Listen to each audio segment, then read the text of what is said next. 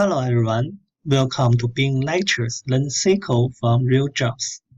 In this section, we focus on why we use data warehouse. What's the difference between regular database and data warehouse?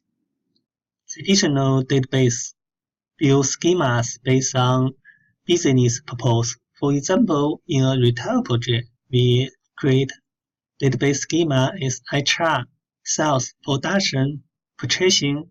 It's easier to be handled by different departments, but is it right? We question ourselves, how do we use data? Answer is, our goal is to present data and analyze data. But before we use data, we got to store data at first. Also, we have to choose the fastest query method for data storage. It's the reason for having data warehouse. Data warehouse only have two schemas, dim and fact.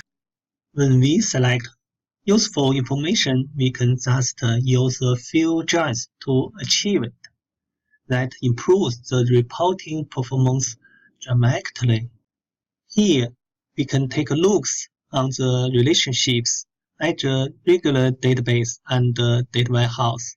We can see if we generate any dimension report in data warehouse, we just have to have 1 to 3 joins.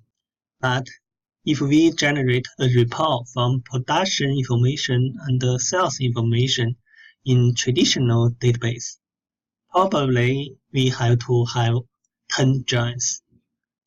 If we use star schema in our data warehouse, we just need to have one single join for any reporting development.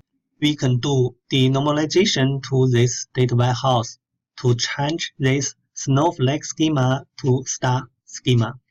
Right now, we got a clear picture why we use data warehouse to store data for data analysis and why normally we use star schema in data warehouse. Keep learning, keep thinking. Alright, let's learn SQL from real jobs. See you next course.